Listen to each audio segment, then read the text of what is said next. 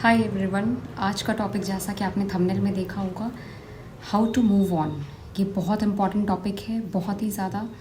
And that's why मैं आपसे request करना चाहती हूँ कि सिर्फ अपनी लाइफ का 5 मिनट्स या 7 मिनट्स मुझे दीजिए and I will surely help you to move on, जो कि बहुत क्रिटिकल इशू होता है। और कई बार हम साइलेंटली अपने लाइफ में एक इनर बैटल से जूझते रहते हैं, जो कि हम अपने फ्रेंड से भी शेयर नहीं करते कई बार, क्योंकि हमें लगता है दैट दे विल जज us. And many a times ये सच भी होता है। But in this video I will tell you कि how to move on, no matter आप लाइफ के किस सिचुएशन में फंसे हुए हैं, whether it is a relationship और any drastic event in your life, कोई एक दुखद घटना जिससे आप आगे नहीं बढ़ पा रहे, कोई आपका करियर इशू या वॉट एवर इट इज़। तो आज इस वीडियो में हम बात करने वाले हैं कि मूव ऑन कैसे करें। I am not going to tell you any magical thing, बहुत simple thing, and this will be done by you yourself, not anybody else. किसी और की ज़रूरत है ही नहीं। आपकी लाइफ के सारे इश्यूज़ आप खुद डील कर सकते हैं। इतना ट्रस्ट करो अपने ऊपर, ठीक है। एंड फॉर नेक्स्ट 5 मिनट्स मेरे ऊपर ट्रस्ट कर लो थोड़ा। एंड आपको मेरे साथ अपने लाइफ के थोड़े फ्लैशबैक में जाना पड़ेगा, ठीक है। Back to your school days और कॉलेज डेज़, या फिर जब आप थोड़े बड़े हुए और आप कॉम्पिटिटिव एग्ज़ाम्स में बैठने लग गए, उस एग्ज़ाम्स को भी आप कंसिडर कर सकते हैं। आपको याद है जब भी हम एग्ज़ाम में जा रहे होते थे तो हम जो स्ट्रैटेजी तैयार करते थे, तो उसमें से हमारा एक बहुत प्रोमिनेंट स्ट्रैटेजी होता था कि मतलब क्वेश्चन पेपर में जो भी क्वेश्चंस हम सॉल्व करना शुरू करेंगे, जिस क्वेश्चन में हम अटक जाएंगे या फिर हमें वो भले ही उसको पढ़ रखा हो पर फिर भी वहाँ पे हम उसको सॉल्व नहीं कर पा रहे होंगे, तो उसमें एक सर्टेन टाइम के बाद हम ज़्यादा टाइम एंड एनर्जी वेस्ट नहीं करते हुए आगे बढ़ेंगे दूसरे क्वेश्चंस की तरफ। उनमें से बहुत सारे क्वेश्चंस हमसे सॉल्व हो जाएंगे और कुछ वापस से आकर के दोबारा सॉल्व करने में हमें याद आ जाएगा और वो सॉल्व हो जाएगा। कुछ क्वेश्चंस हमेशा ऐसे होंगे जो हमसे बन तो सकते हैं शायद, पर वो बन नहीं रहे होंगे इन द एग्जामिनेशन हॉल। तो हमेशा हमें ये बताया जाता था, या हम खुद भी स्ट्रैटेजी तैयार करते थे कि हम वैसे क्वेश्चंस पे ज़्यादा समय वेस्ट नहीं करेंगे, ठीक है। क्योंकि हमारा मकसद कभी भी ये नहीं होता कि हम 100% में से 100% सॉल्व करके आना है हमें, वो भी करेक्टली। हमारा एम होता था कि हमें इस एग्ज़ामिनेशन को फ्लाइंग कलर्स के साथ क्वालिफाई करना है, ठीक है। यही एक स्मार्ट स्ट्रैटेजी होती है। कोई भी इंसान ऐसा अगर सोचता है कि वो हम 100% में से 100% चीज़ें करके आएंगे और वो भी बिल्कुल परफेक्टली, तो ये ऑलमोस्ट ह्यूमनली इम्पॉसिबल होता है, ओके। तो मतलब स्कूल के एग्ज़ाम्स में तो शायद कभी छोटे क्लासेस में ऐसा हो भी जाए, पर जैसे जैसे हम बड़े होते जाते हैं तो वहाँ पर डाइवर्सिटी आती जाती है, उसका सिलेबस और वाइडर होता जाता है। तो वो जो एक हमारा एक ईगो होता है, उसे हमें छोटा करते रहना होता है हर एक स्टैंडर्ड बढ़ने के साथ ही, कि नहीं क्वेश्चंस वैसे आएंगे जो हमसे सॉल्व नहीं होंगे, वहाँ पे हमें ज़्यादा टाइम वेस्ट नहीं करते हुए हमें आगे बढ़ना होता है। सो मेन पर्पस क्या होता है कि उस एग्ज़ाम को क्वालिफाई करना, ठीक है। अगर उसमें से कोई बच्चा थोड़ा ईगोइस्टिक निकल गया, बहुत ज़्यादा अपनी ईगो को पकड़ के रखता है कि ये पर्टिकुलर क्वेश्चन मेरे से सॉल्व कैसे नहीं होगा, तो वो बच्चा काम से जाएगा, क्योंकि वो उसी क्वेश्चन को पकड़ के बैठा हुआ रहेगा और जो क्वेश्चंस उससे सॉल्व हो सकते थे इजीली और मार्क्स फैच कर सकता था वो क्वेश्चंस उससे छूटने वाले हैं।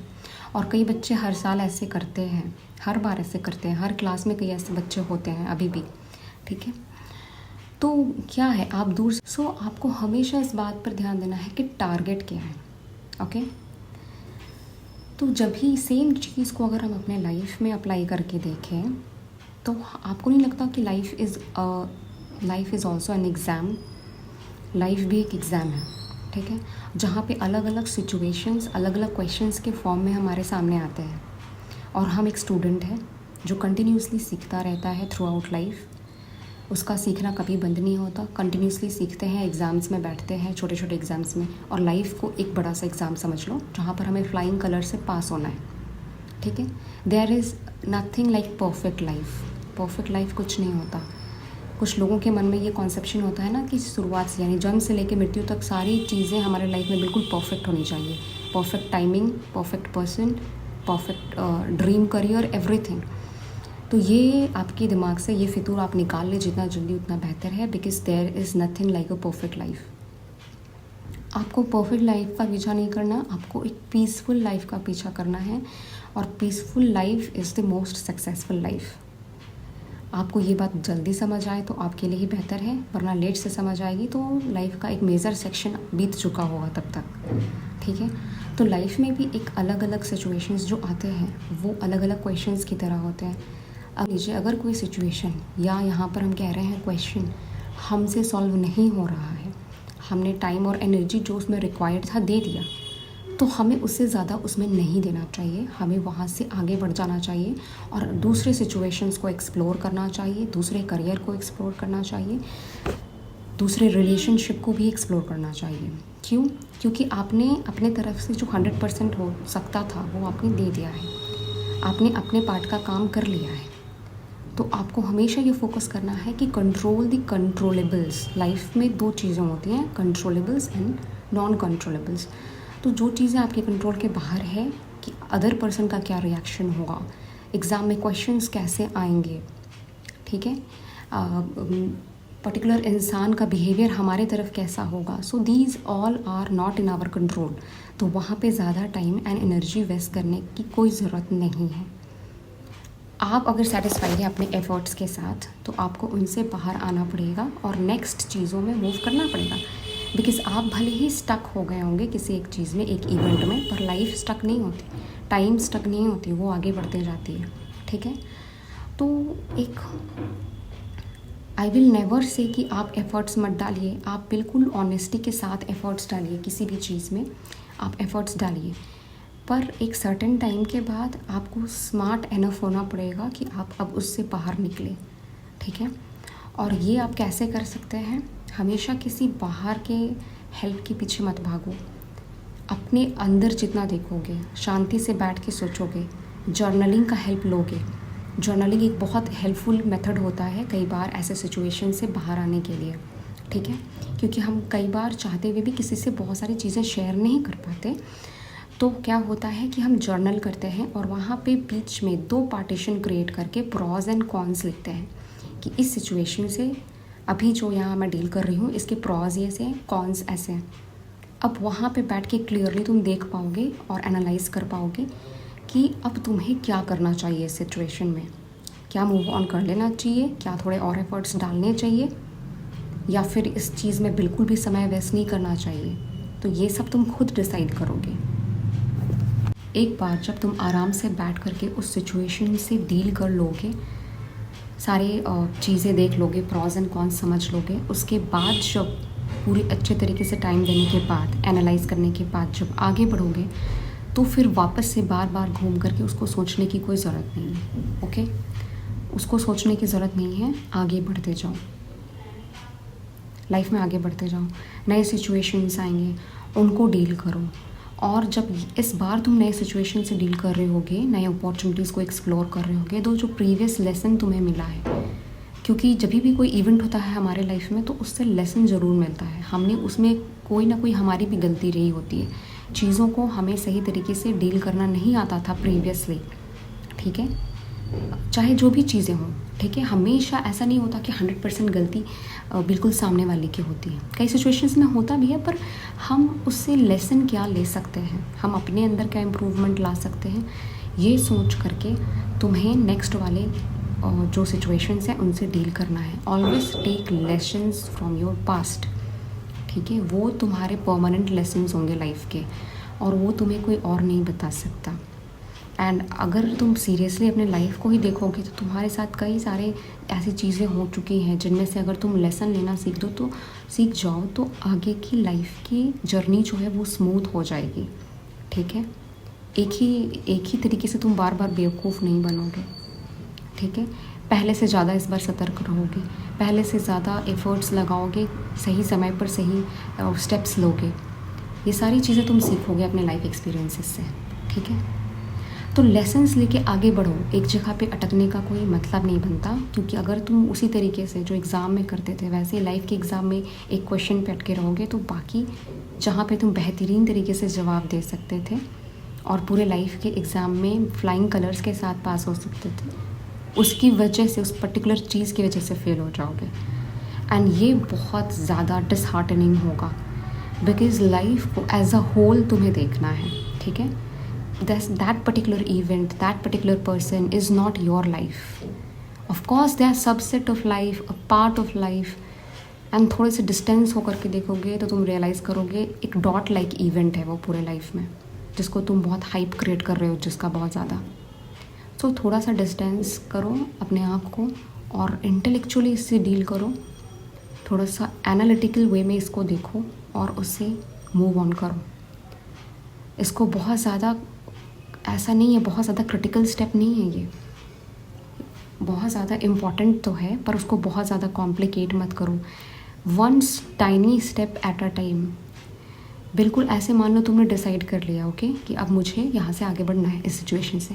तो ऐसा नहीं है कि सडनली बिल्कुल लाइफ सुंदर हो जाएगा, पास्ट के लूप से बाहर आ जाओगे सडनली, एंड वो सारी जो एक उदासी थी मन में, ठीक है, वो डिप्रेशन सब एक ही बार में गायब हो जाएगा। ऐसा नहीं है, टाइम लगेगा, लेकिन you have to work continuously on your self. बहुत ज़्यादा कंसिस्टेंसी के साथ अपने ऊपर काम करो। बस तुम्हें ये सोचना है कि हमेशा एक बात याद रखना है कि अपनी लाइफ में अगर कुछ अच्छा कर सकता है कोई इंसान, तो वो मैं खुद कर सकता हूँ, एंड इट इज़ ट्रू।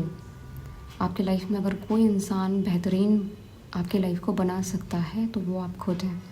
तो जितनी बार आप खुद को ये चीज़ याद दिलाओगे, आपको हिम्मत आएगी कि आप एक छोटा स्टेप ले, one step at a time, बस इतना बना लो, ठीक है। जब तुम सोचोगे ना, जब तुम्हें लगेगा कि लाइफ में बहुत सारी डिफ़िकल्टीज़ आने वाली हैं, बहुत लंबा जर्नी है, बहुत बड़े बड़े काम करने हैं, कैसे पूरा होगा, तो तुम फिर बैठ के सोचते रह जाओगे, डीमोटिवेट हो जाओगे। तुम्हें बस इतना याद रखना है कि one step at a time. ये जस्ट नेक्स्ट काम क्या करना है, जस्ट नेक्स्ट स्टेप क्या लेना है, फिर वहाँ पे पहुँच के जस्ट नेक्स्ट क्या करना है। ऐसे जैसे एक बच्चे से होमवर्क करवाते हैं ना कि बस इतना कर लो, फिर हम दूसरे सब्जेक्ट की कॉपी निकालते हैं कि बस इतना कर लो, उसके बाद खेल लेना।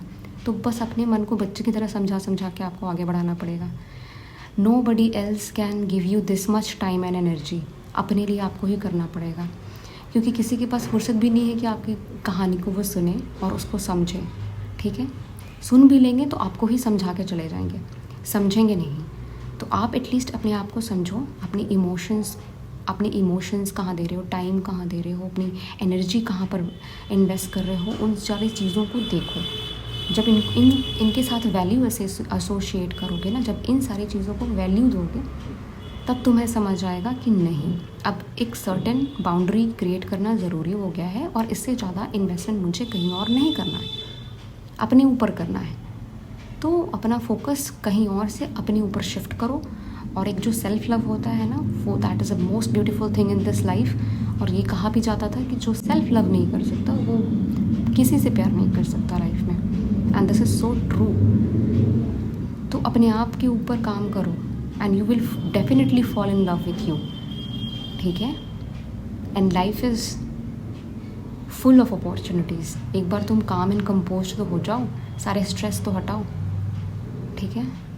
लाइफ में किसी चीज़ का बहुत हाइप मत क्रिएट करो। हमेशा याद रखना कि top most priority is a peaceful life, उससे ज़्यादा नथिंग इज़ इम्पॉर्टेंट, ओके।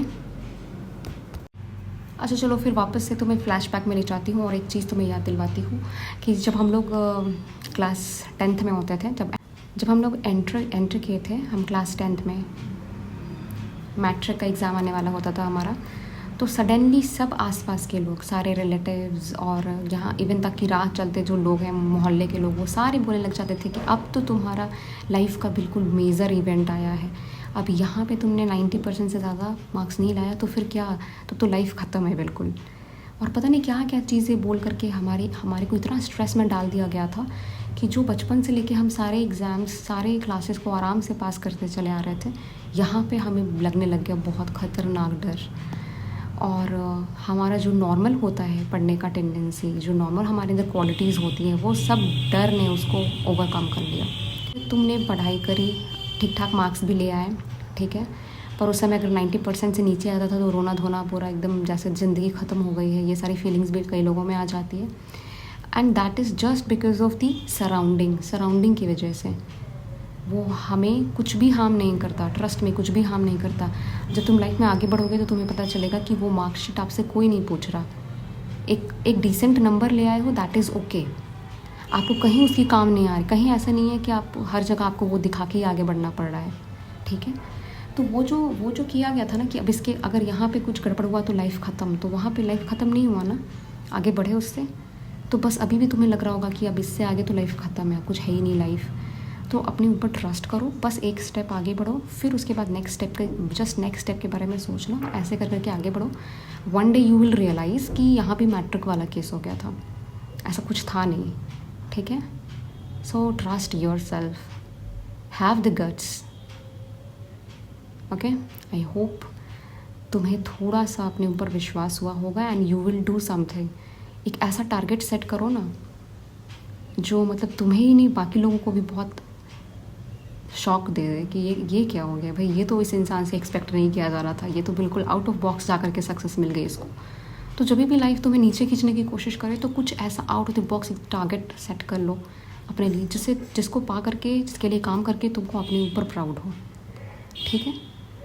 तो फिर लाइफ पे सोचेगी यार इसको पीछे खींचने की ज़रूरत नहीं है, ये हमेशा जितना पीछे आता है उससे डबल आगे चला जाता है, ये इंसान ऐसे नहीं मानने वाला है, ठीक है। तो स्टार्ट लविंग योर सेल्फ, वहीं से सारी चीज़ें शुरू होंगी।